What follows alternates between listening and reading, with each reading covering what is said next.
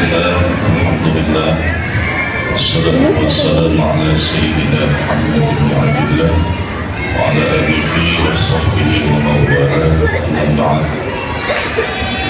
Qala rabbi shrah li sadri wa yassir li amri wahlul 'uqdatam min lisani yafqahu qawli. Rabbi zidna ilman warzuqna fahman wa akhidna bis-shalihin.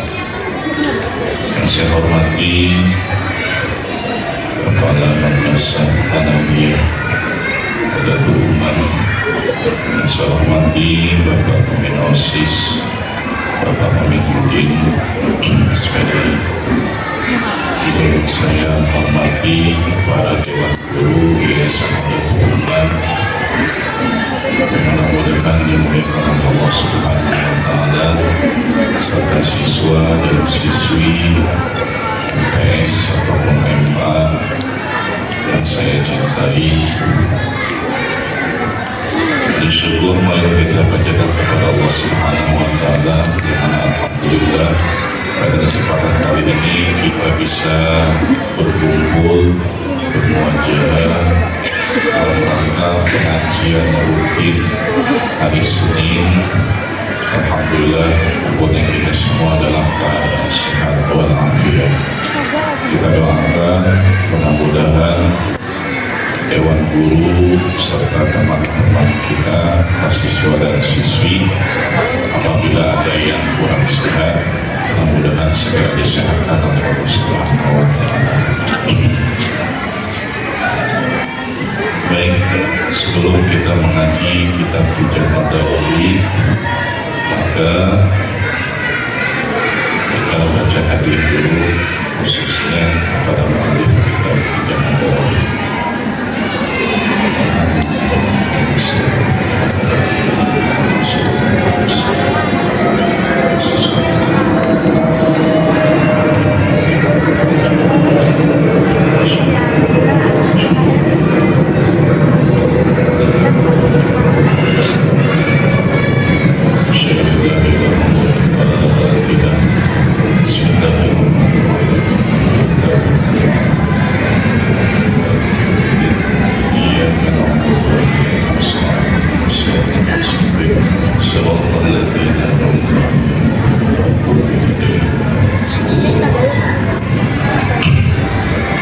Kemarin sampai mana? Luputnya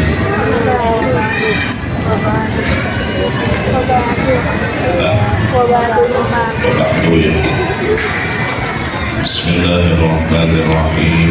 Qala al-mu'allif rahimahullahu ta'ala wa nafa'ani bihi wa bi barakati ummihi wa qala wa li walidayhi wa min asy-syaikhi wa asy-syaikhina amin ya rabbal alamin. Bismillahirrahmanirrahim. Wa ba'du fayaqulu fakir rahmati rabbih.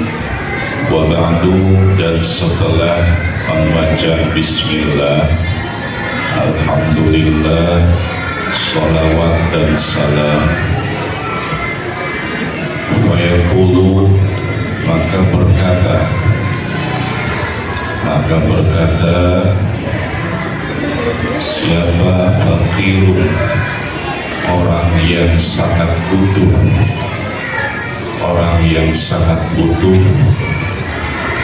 rahmat rabbihi, kepada kasih sayang Tuhannya fakir, kepada kasih sayang Tuhannya fakir. Al-Khabiri,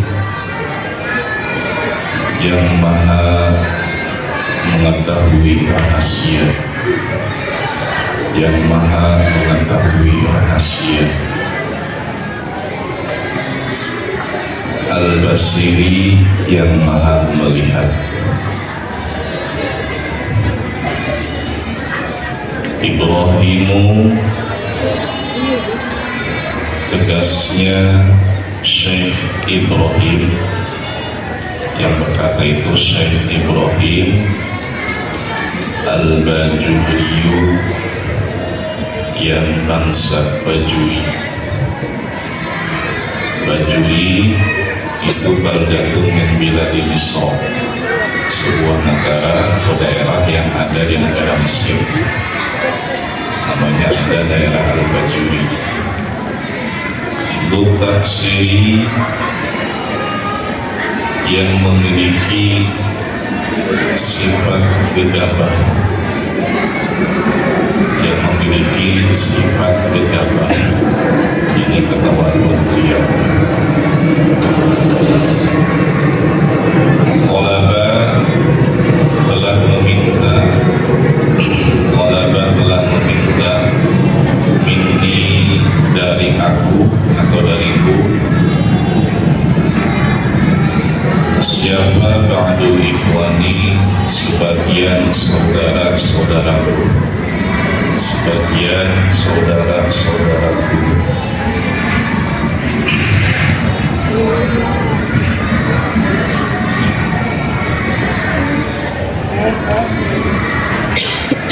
Aslahallahu li wa lahum. Ini doa. Aslaha, semoga memaslahatkan siapa Allah li, kepadaku, walahum, dan kepada saudaraku, dan kepada saudaraku. Al-hala, akan tingkah laku, wasya'na, dan keadaan, wasya'na, dan keadaannya.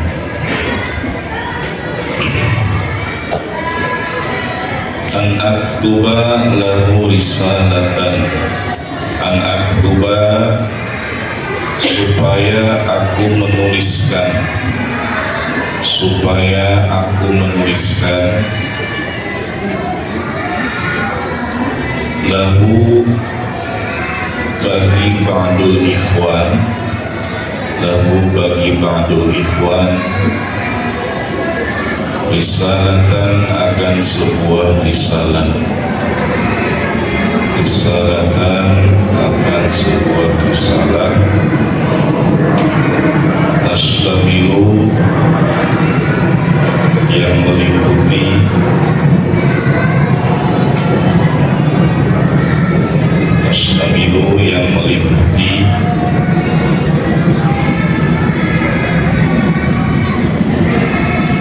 ala sifatil maula, atas sifat-sifat Allah, wa adaliha, dan lawannya sifat wajib,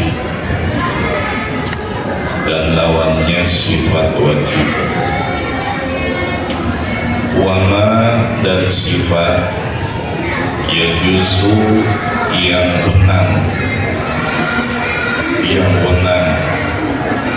fi haqqihi ta'ala, pada haknya Allah Ta'ala. Wa alama, dan atas sifat yajibu, yang wajib fi haqqir rusuli, pada haknya para rasul, yang wajib pada haknya para rasul.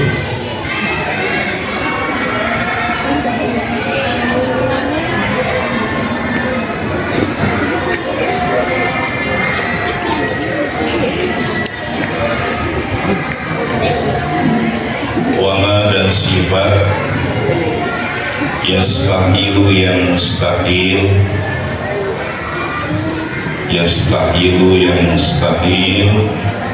fi haqqihim, pada haknya para rasul, pada haknya para rasul.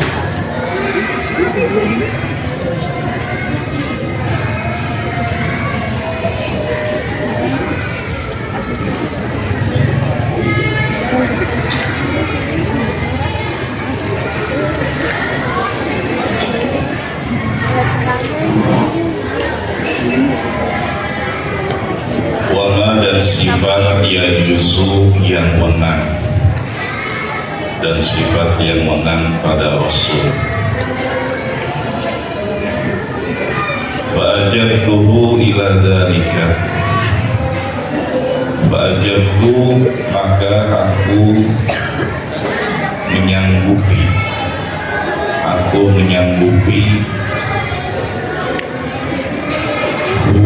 akan permintaan saudaraku, maka aku menyanggupi akan permintaan saudaraku.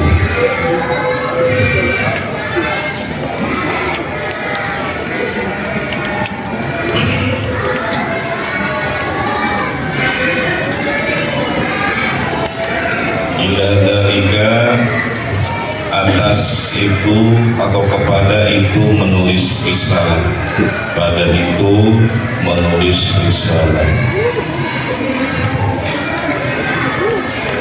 Fakultu wabillahi taufiqu, fakultu maka aku berkata, wabillahi dan itu hanya kepada Allah, at-taufiqu memohon taufik, memohon taufik.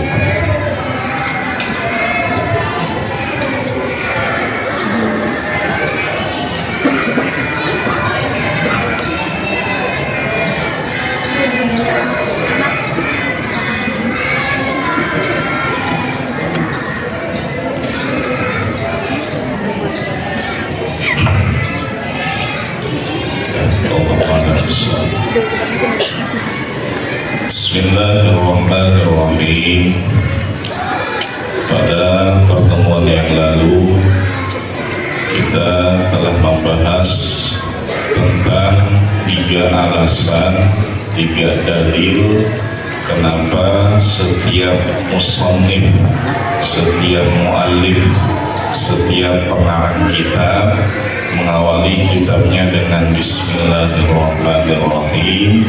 Itu ada berapa alasan? Ada 3. Coba dinazamkan bareng-bareng. Masih ingat ada catatannya?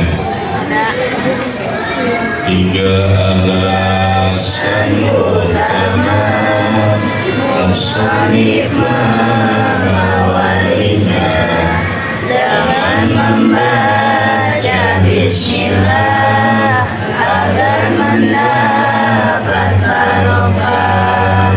1 dengan mengikuti kepada kitab yang suci. 2 dengan mengamalkan pada hadis Rasul junjungan.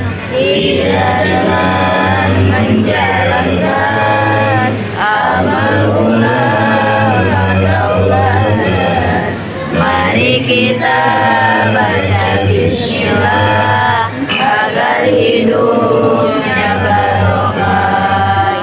Itu 3 alasan kenapa setiap pengarang kitab mengawali kitabnya dengan Bismillahirrahmanirrahim.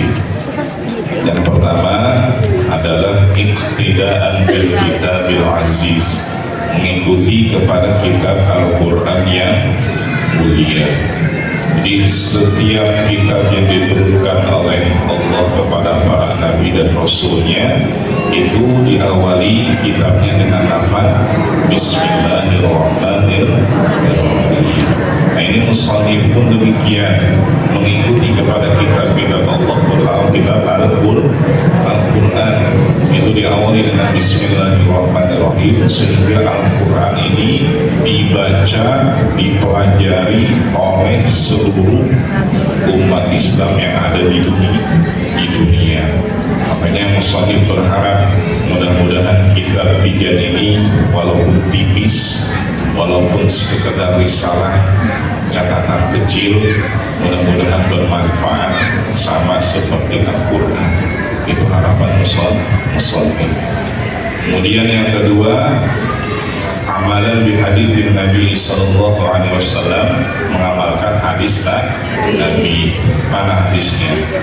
Kullu amrin mibalin la yubda'u fi fihi bismillahirrahmanirrahim bahwa aqta au ajlam au abda.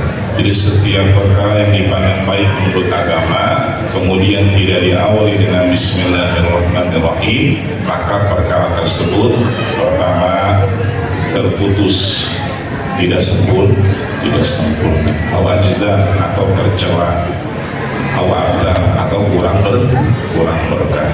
Maka setiap perkara, setiap kegiatan yang baik harus diawali dengan apa? Dengan bismillahirrahmanirrahim. Maksudnya apa? Setiap kegiatan harus diawali dengan zikir kepada Allah, dengan berdoa kepada Allah. Supaya apa? Supaya mendapatkan perlindungan dari Allah. Kenapa? Karena kita ini makhluk yang lemah, ya. Manusia ini makhluk yang lemah. Maka kita sadar sebagai makhluk yang lemah, harus setiap kali kegiatan harus memohon perlindungan kepada Allah. Makanya dari mulai bangun tidur sampai tidur lagi itu ada doa-doanya. Nah ini doa-doanya dipraktekkan, jangan sekedar dihafalkan, ya, tapi harus dipraktekkan. Ada di sini setiap bangun tidur baca doa alhamdulillahilladzi ahyana ba'dama amatana wa ilayhi nusyur. Nah itu jangan dibaca, jangan dihafalkan saja, tapi harus dipraktekkan. Ini mengajarkan bahwa setiap kita dari mulai bangun tidur sampai tidur lagi harus memohon atau berdoa kepada Allah. Supaya apa? Supaya mendapatkan perlindungan dari Allah, ya. Karena kita sadar kita ini makhluk yang lemah, harus membutuhkan pertolongan, perlindungan dari Allah. Kemudian yang ketiga yaitu apa? Jarian ala sunnah salafis shalih, menjalankan atas kegiatan atau amalan-amalan para ulama terdahulu. Jadi ulama-ulama soleh terdahulu mengawali setiap kegiatannya dengan Bismillahirrahmanirrahim. Nah, ini kita atau musholif di sini mengawali kitabnya dengan Bismillah tadi, menjalankan para ulama salaf, ulama soleh terdahulu itu selalu mengawali dengan lafaz Bismillahirrahmanirrahim. Kemudian setelah membaca Bismillahirrahmanirrahim dilanjutkan dengan membaca Alhamdulillahirabbil alamin. Alhamdu, segala puji, lillahi itu hanya milik Allah. Puji, apa puji artinya? Artinya memuji apa?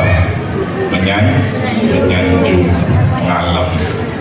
Nah puji menurut definisinya itu ada dua macam. Yang pertama ada disebut puji lugawi, ya, puji lugawi. Apa puji lugawi? Puji lugawi apa artinya? Memujinya seorang makhluk kepada Allah, seorang hamba kepada Allah tanpa alasan apapun. Itu puji lugawi. Contohnya apa? Contohnya ketika setelah sholat, ya, dia baca zikir kepada Allah, baca subhanallah, alhamdulillah, Allahu akbar. Itu memuji kepada Allah, namanya puji lugawi tanpa ada alasan apapun. Puji makhluk murni kepada Allah. Kemudian yang kedua ada puji istilahi, ya, puji istilahi. Apa puji istilahi? Memujinya seorang hamba kepada Allah karena mendapatkan sebuah kenikmatan, ya, karena mendapatkan sebuah kenikmatan atau karena ada suatu alasan. Contohnya apa? Contohnya santri akhir bulan uangnya sudah habis, jajannya udah habis, kemudian tiba-tiba datang orang tuanya, datang mamanya, datang bapaknya, kemudian ucapan apa? Alhamdulillah. Kenapa baca alhamdulillah? Karena ada alasan, ada kenikmatan. Atau kalian kemarin lomba Agustusan, kemudian mendapatkan juara. Kemudian ketika dapat juara baca apa? Baca alhamdulillah. Nah ini ketika membaca alhamdulillah itu karena apa? Karena mendapatkan juara. Nah ini memujinya seorang hamba kepada Allah karena suatu alasan atau sebuah kenikmatan, itu namanya puji istilahi. Ya, itu namanya puji istilahi. Itu puji menurut apa? Pujian menurut definisi atau pengertiannya. Kemudian pujian menurut pembagiannya, menurut taksimnya. Ada berapa? Ada 4. Yang pertama apa? Hamdun qadim li qadim. Apa hamdun qadim li qadim? Memujinya Allah kepada zatnya sendiri. Itu hamdun qadim li qadim. Allah memuji kepada zatnya sendiri. Banyak contohnya di dalam Al-Quran. Seperti apa? Innallaha ala kulli syai'in qadir. Innallaha alimun bidzatis sudur. Innallaha latifun khabir. Nah ini banyak Allah memuji kepada zatnya sendiri. Itu namanya hamdun qadim li qadimin. Ya. Kemudian yang kedua ada puji apa? Hamdun qadim li hadisin. Apa artinya? Hamdun qadim li hadisin. Memujinya Allah kepada hambanya. Memujinya Allah kepada hambanya. Contohnya apa? Contohnya Allah memuji kepada baginda kita Nabi Muhammad sallallahu alaihi wasallam dalam Al-Qur'an, "Wa ma arsalnaka illa rahmatan lil alamin." Tidaklah aku utus engkau kecuali sebagai rahmat kepada seluruh alam semesta. Allah memuji kepada Nabi Muhammad, itu namanya hamdun qadim li hadisi. Ya. Kemudian yang ketiga ada pujian apa? Hamdun hadis li qadimin. Artinya apa? Hamdun hadis li qadimin. Memujinya makhluk, memujinya hamba kepada Allah. Ya. Contohnya apa? Tadi seperti puji lughawi atau puji istilahi, itu memujinya hamba kepada Allah. Baca alhamdulillah, baca subhanallah, baca Allahu akbar. Itu apa namanya? Puji hamdul hadis li qadimin. Ya. Kemudian yang keempat ada hamdun hadis li hadisin. Memujinya seorang hamba kepada sesamanya. Memujinya sesama manusia, itu namanya hamdun hadis li hadisin. Contohnya apa? Contohnya temannya memuji kepada temannya lagi. Ada seseorang memuji kepada temannya, "Wih, bagus amat tulisannya," atau "bagus amat bajunya," "bagus sekali umpamanya celananya." Nah ini memujinya seorang makhluk atau hamba kepada sesama. Itu namanya apa? Hamdun hadis li hadisi. Nah ini adalah temannya. Bisa.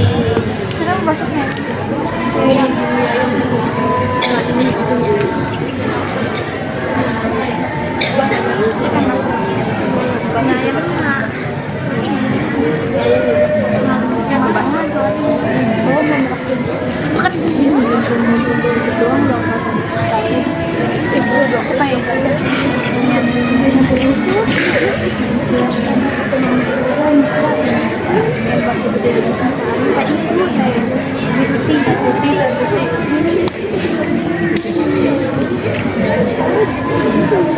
Pak cahaya Pak gimana jadi cahaya kurang gini beranda deh kalau ini kalau kadang sini ini apa ada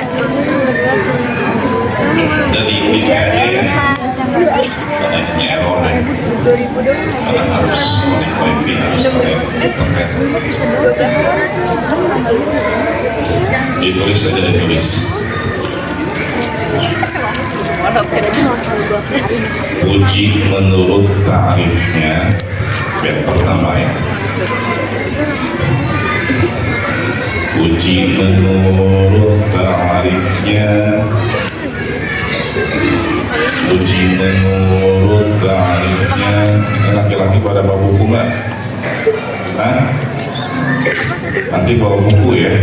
Setiap pengajian bawa buku, bawa pulpen, ya, dicatat. Apa dicatat? Supaya tidak lupa. Nanti bagi yang belum memiliki kitab, silakan nanti beli sendiri ke toko kitab. Ya, tanya kitab Ijan Ad-Dawawi.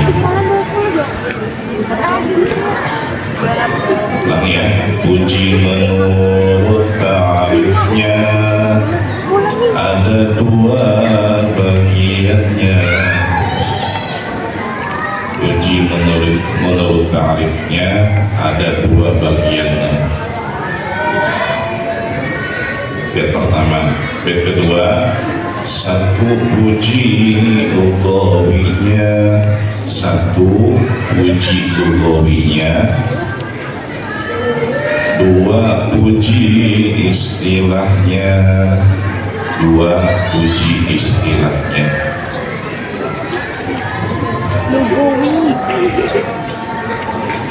Dan bait ketiga, puji lugawi artinya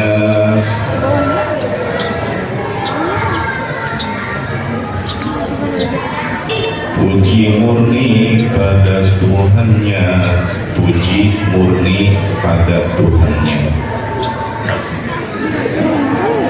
puji murni pada Tuhannya. Bait keempat, puji istilah artinya, puji istilah artinya,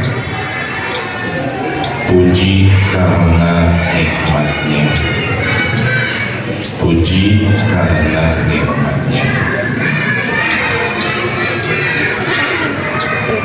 puji karena nikmatnya. Kemudian diloncat satu baris, puji menurut taksimnya. Taksim itu pembagian. Puji menurut taksimnya ada 4 bagiannya. Puji menurut taksimnya ada 4 bagiannya. Puji Allah dan makhluknya, puji Allah dan makhluknya, semua puji miliknya, semua puji miliknya.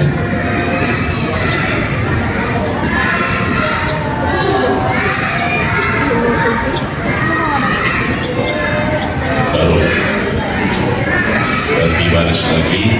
Hamdun qadim li qadimin, hamdun qadim li qadimin, hamdun qadim li hadisin,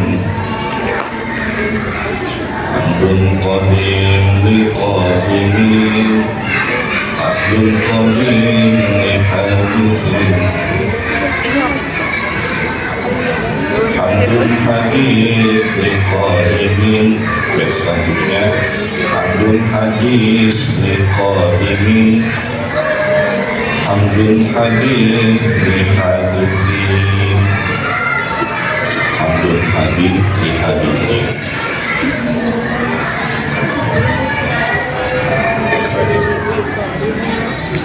Kemudian bait selanjutnya puji Allah pada zatnya, puji Allah pada zatnya, puji Allah pada makhluknya, puji Allah pada zatnya, puji Allah pada makhluknya. Puji makhluk pada Tuhannya, puji makhluk pada Tuhannya, puji makhluk sesamanya, puji makhluk sesamanya.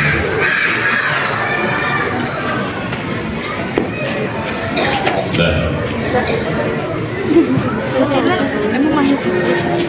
dibaca bareng-bareng.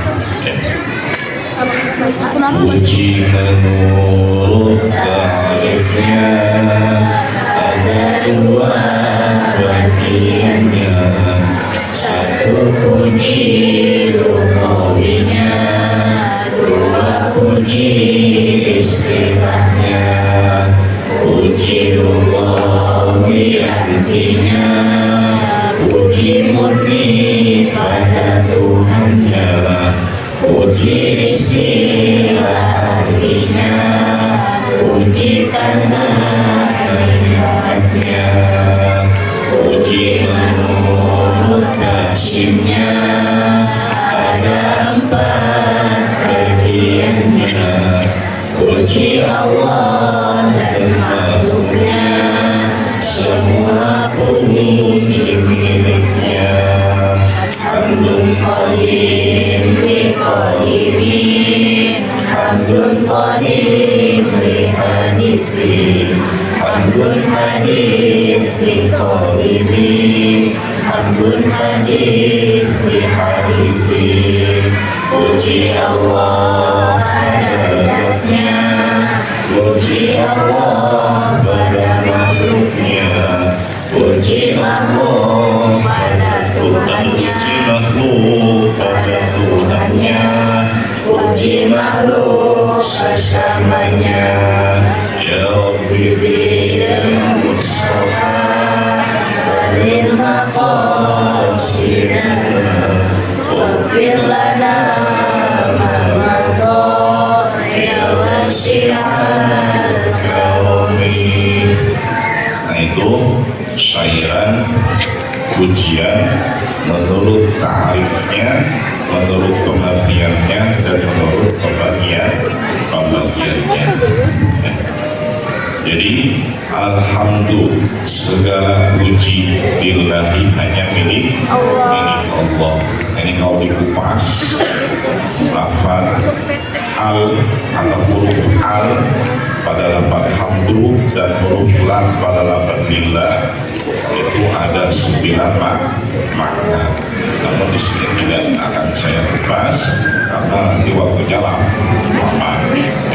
Nah ini kita belajar pada lafaz alhamdulillah bahwasanya segala puji hanya milik Allah. Segala puji hanya milik Allah.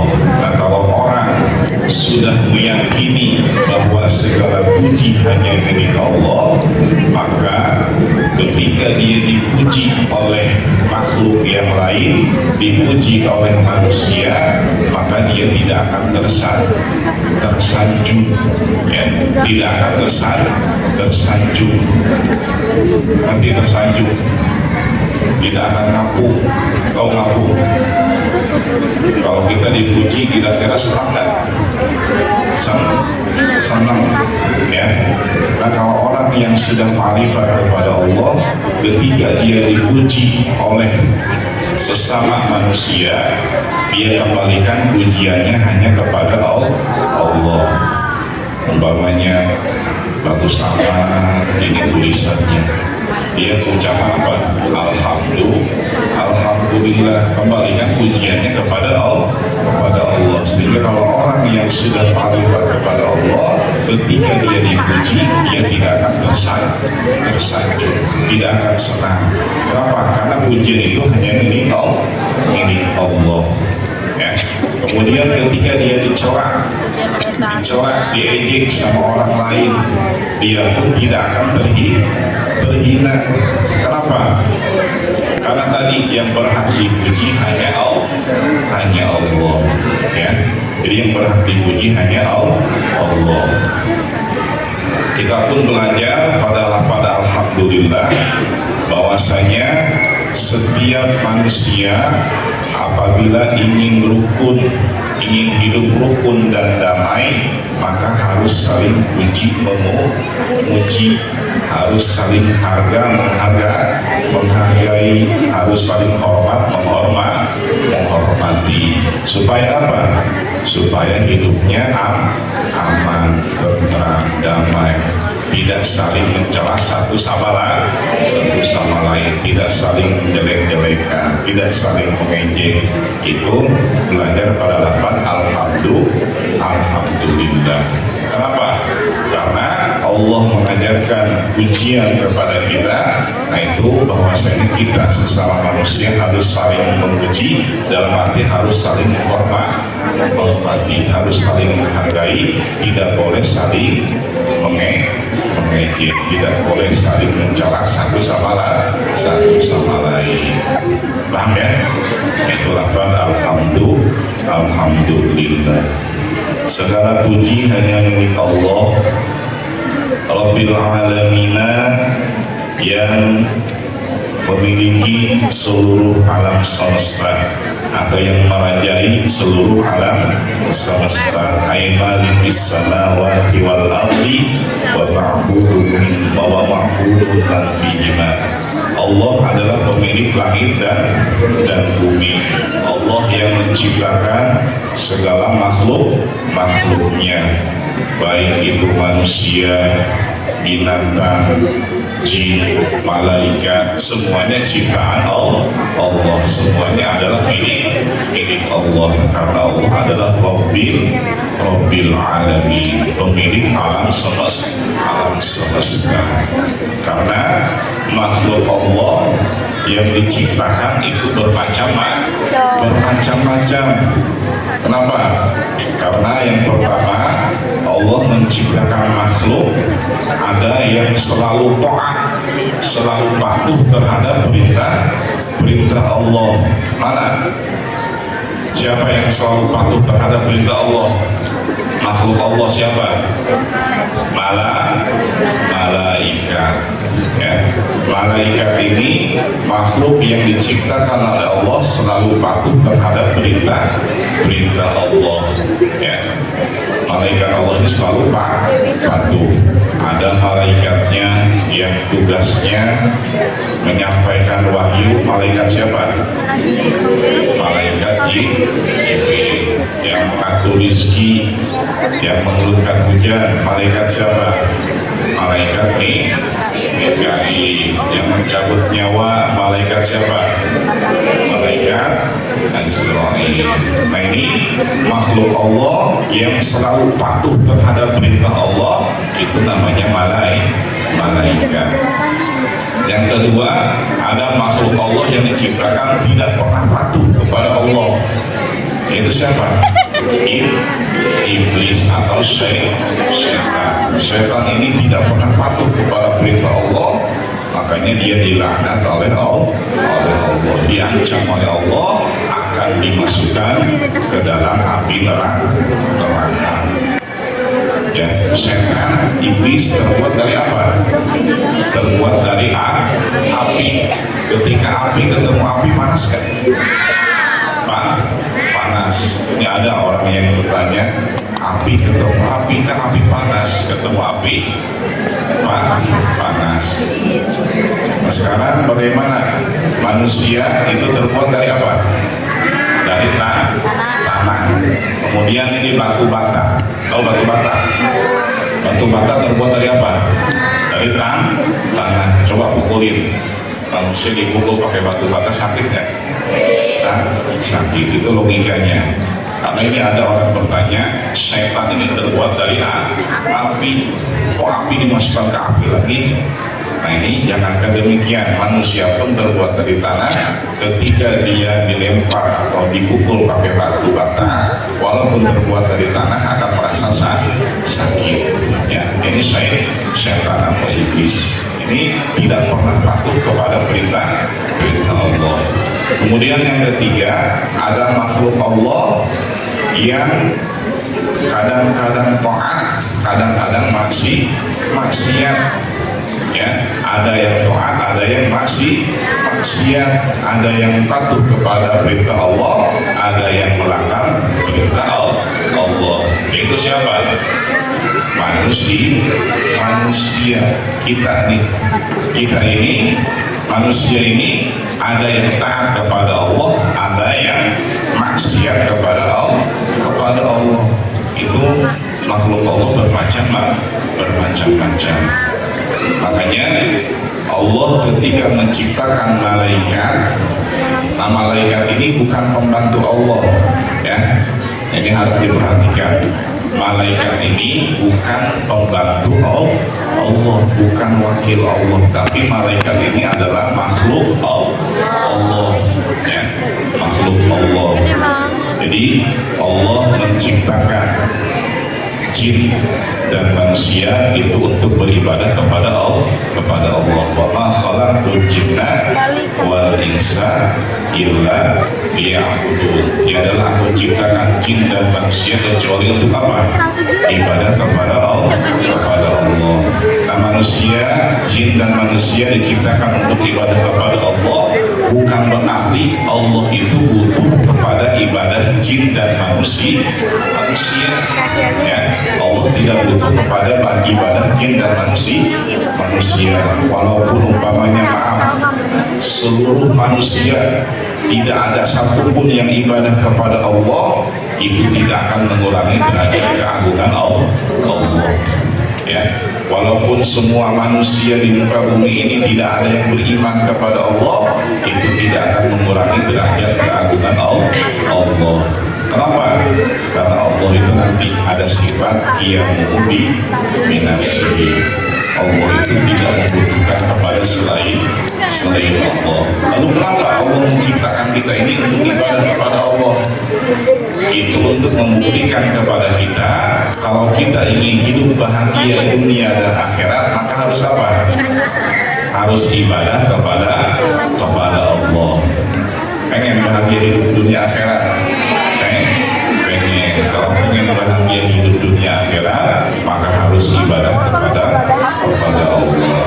Jadi Allah menciptakan jin dan manusia untuk ibadah, itu bukan untuk Allah, tapi untuk manusia sendiri. Ya. Fa'ammal ladzina amanu wa 'amilus shalihati falahum jannatul ma'wa. Orang yang beriman kepada Allah dan beramal soleh, tempatnya nanti di mana? Di surga. Ya. Jadi kita beribadah kepada Allah bukan untuk Allah, tapi untuk kita. Ya. Kemudian tadi kembali kepada malaikat. Malaikat diciptakan oleh Allah, ada yang mencabut nyawa, ada yang mengatur rezeki, ada yang menyampaikan wahyu, ada yang menjaga surga, ada yang menjaga neraka. Bukan berarti Allah butuh kepada malaikat. Allah itu nanti akan dibahas dalam sifat al-qiyamu bin nafsi. Allah tidak membutuhkan kepada selainnya. Kenapa Allah menciptakan malaikat? Karena Allah ingin membuktikan kepada makhluknya, Allah pun mampu menciptakan makhluk yang selalu taat kepada perintah Allah. La ya'suna Allah ma amaruhum wa yaf'aluna ma yu'marun. Malaikat ini tidak pernah maksiat kepada Allah, selalu mengerjakan kepada seluruh perintah Allah. Ya, itu malaikat.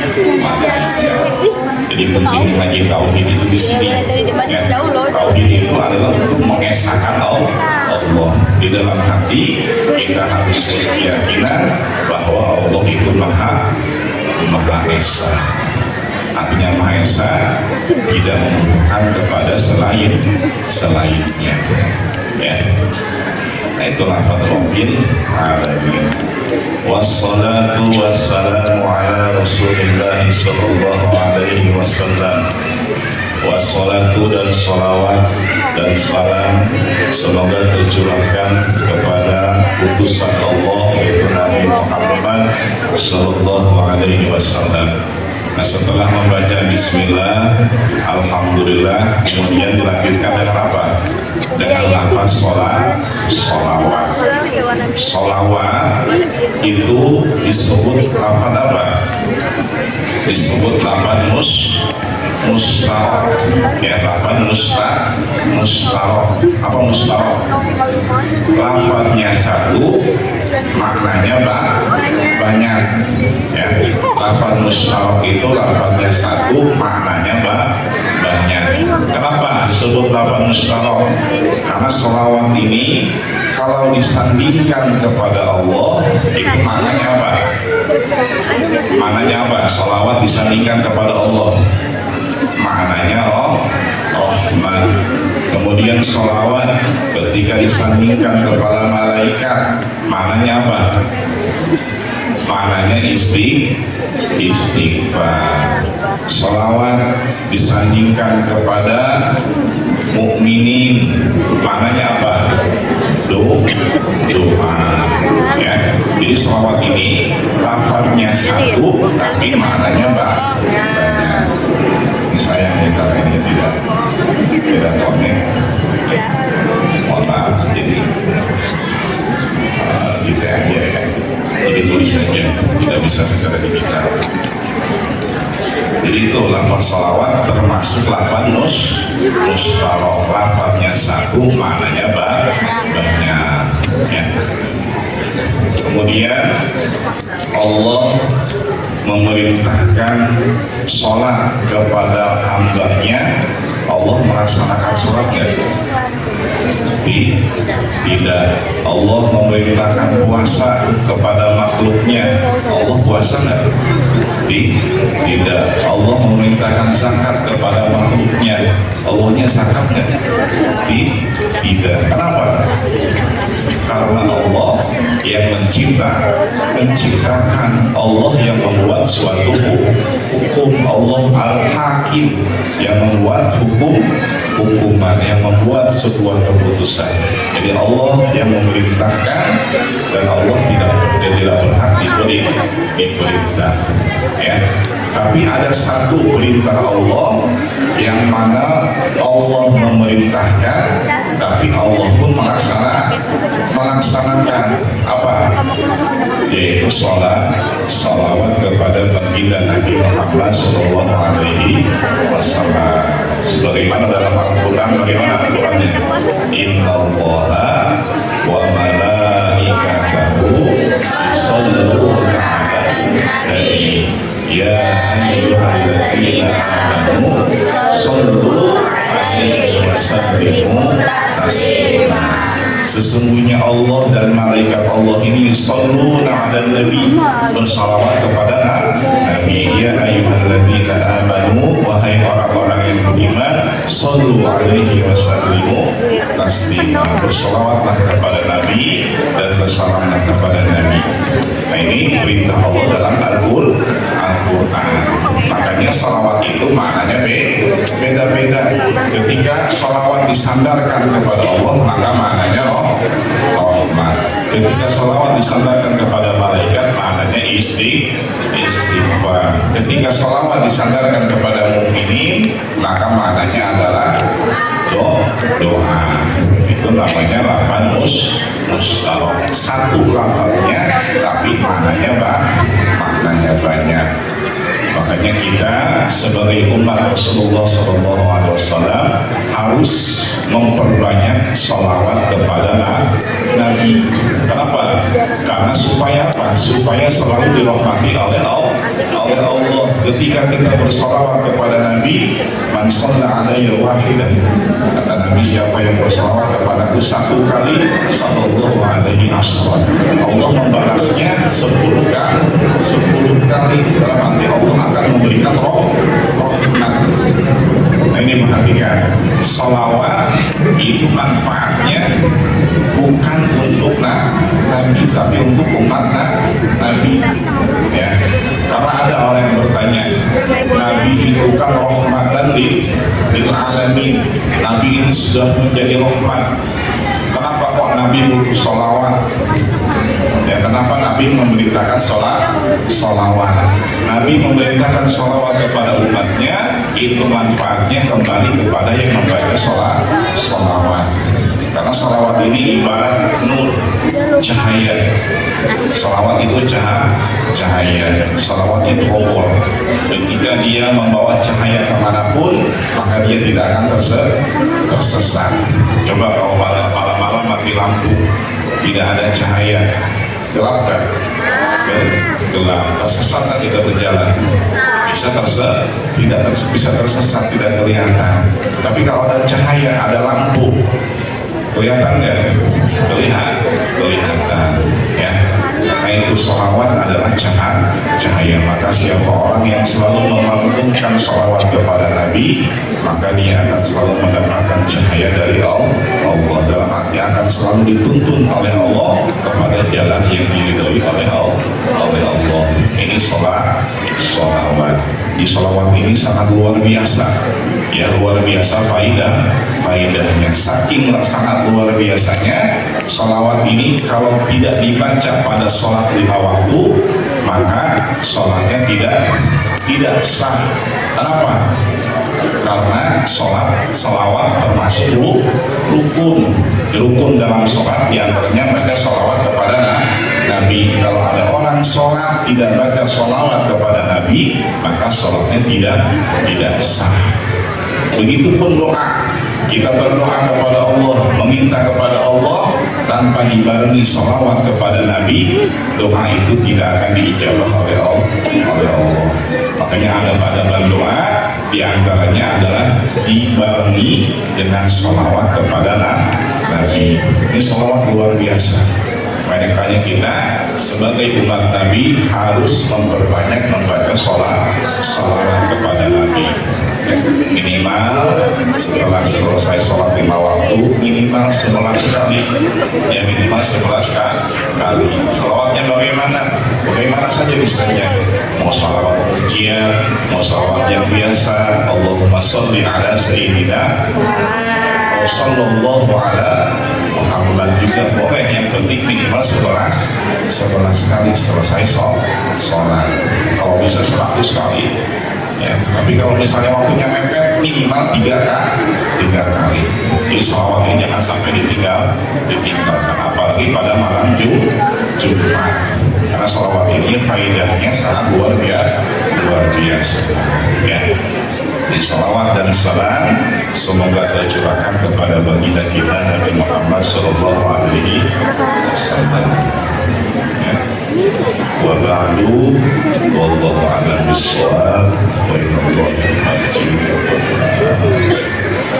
wa binfa'na lima lamtana Rabbi alimna alladhi yanfa'una Rabbi fakirna wa fakirana wa qorobatil lana fidina tawasalna bita'alumi tawasalna bita'limi arzuqana wasi'a wa tarzuqal amanah. Moga Allah memerlihatkan pada ilmu yang diberikan. Moga Allah mengajarkan agar ilmu